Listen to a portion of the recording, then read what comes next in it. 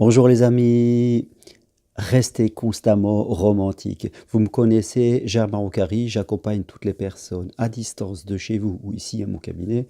En tout cas, si vous n'êtes pas bien dans votre vie amoureuse, voilà, voyons-nous, parlons-en par Skype, par téléphone. Je forme aussi des personnes qui veulent devenir psychopraticiennes ou coach de vie, mais vraiment de top niveau, formation 100% individuelle possible de chez vous. Et bien sûr, je suis marcheur, je propose avec mon ami Vanessa Millet des marches. La prochaine du 5 au 8 septembre, 4 jours sur le chemin de Compostelle, marche de transformation, d'évolution sur des choses superbes de la vie, être mieux avec les autres, trouver son chemin, se détacher de la consommation. Voilà ce qu'on va aborder pour vraiment, pour ces 4 jours de marche accessible à tout le monde, ça soit en tout cas quelque chose qui va transformer votre vie. Inscrivez-vous, on sera 15 au grand maximum. Donc, oui, restez constamment amoureux. Pourquoi? Je crois que ce qui est important dans notre vie, je vois trop de couples, trop de personnes qui vivent à deux et qui, fait compte, se sont laissés emporter par le quotidien, se sont laissés emporter par le devoir, par la routine, par le temps qui passe. Vous savez, on nous dit que le cerveau est coupé en deux.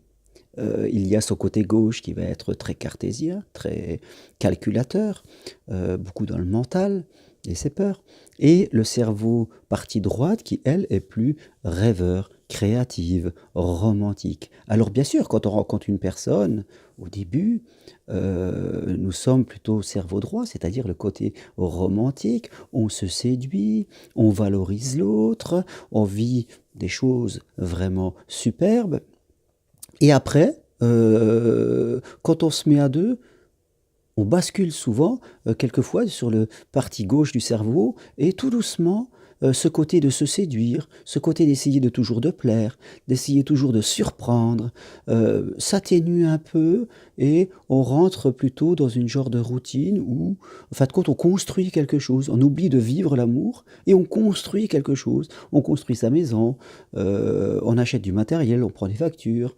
on s'embourgeoise. Et parfois, on construit une famille aussi. Il y a des enfants. Après, on a les charges des enfants, les responsabilités, l'école, tout ça. L'école. Et tout ça, de fil en aiguille, fait que ce côté romantique s'atténue et, voire pour certains, disparaît. On fait moins l'amour. On part moins au week-end où c'est plus de la routine. Et même quand on est en vacances, bon, on fait un peu les mêmes trucs qu'on a à la maison. On a la télévision, tout cela. Et on perd cette capacité de se plaire. On perd la capacité, je dirais, de faire que l'autre, de le mettre en valeur. Alors si en plus on s'est marié tôt, euh, eh ben des gens, ils arrivent 30, 35 ans, 40 ans, on s'ennuie. On a peut-être un beau décor, mais on s'ennuie et à la fin on se quitte parce que c'est pas ce qu'on veut vivre, quelque part. On est trop axé sur la sécurité, on est trop axé sur le construire. Et parfois même, je rencontre des gens qui sont seuls, donc ils recherchent l'amour. Alors bien sûr, l'autre en face a besoin aussi de se sentir en sécurité, de comprendre que vous êtes quelqu'un de sérieux, c'est important, surtout si la personne, je dirais, a vécu des histoires douloureuses pour elle. Donc elle a besoin que vous soyez quelqu'un de rassurant et qui va lui permettre d'être en sécurité. Mais il ne faut pas être que sécurité. Parce que si vous allez vous essayer de séduire quelqu'un en lui disant que vous gagnez bien votre vie, que vous avez la maison, que vous allez apporter ça, bien ranger tout cela, ça va être sympa, mais au bout d'un moment, on va se lasser.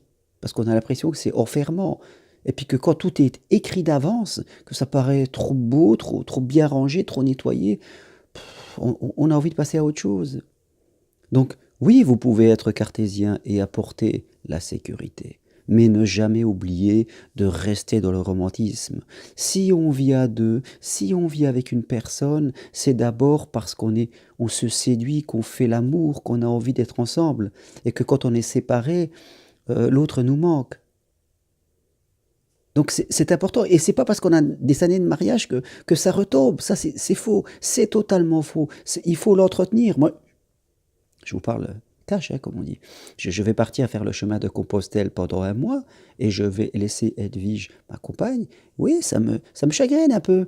1 mois, on ne s'est jamais, quittés pendant 1 mois tous les 2 et parce que je on se sépare souvent parce qu'on vit nos vies, mais à chaque fois, on est content de se retrouver. C'est toujours un petit déchirement quand on se sépare, mais on va se retrouver. On est content parce que nous entretenons notre côté romantique, nous entretenons notre côté séduisant. Restez toujours romantique, restez toujours séducteur ou séductrice. C'est important, même si vous avez des enfants, même si vous avez des crédits à payer. Ça ne doit pas vous empêcher de vous séduire, de vous charmer. Parfois, pour recréer le désir, il faut se séparer un peu.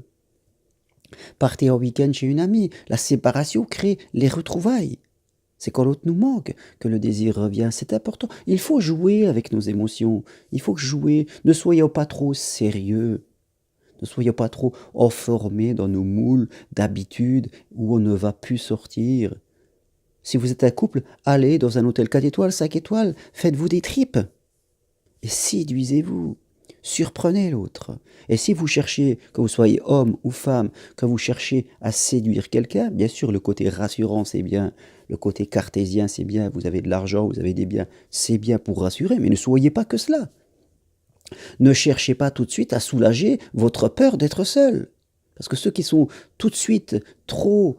les célibataires que je rencontre qui sont tout de suite trop dans la sécurité, qui veulent rassurer l'autre, souvent ils ont peur d'être quittés. Donc, ils sont très matérialistes et faites compte, ils veulent se soulager de leur peur. Ils veulent se soulager de leur peur. Et à la fin, c'est ce qui leur arrive. Les gens les quittent parce que quelqu'un qui est trop sérieux, c'est ennuyeux. À la fin, c'est ennuyeux. C'est pas pour ça qu'on vit à deux. D'accord?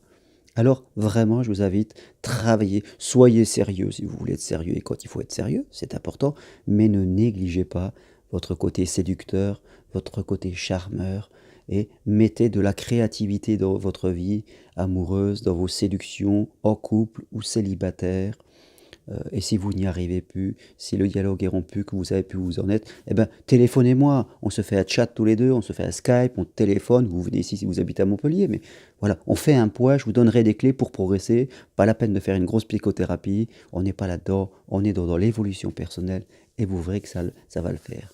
Voilà ce que je voulais partager avec vous aujourd'hui. Si vous voulez plus d'infos sur mes formations individuelles, sur les marches sur Compostelle et sur mon accompagnement, allez sur mon site germainrocari.com. Allez, je vous dis à bientôt. Merci encore d'être là et appuyez sur j'aime si vous aimez, bien sûr. Bonne journée, au revoir.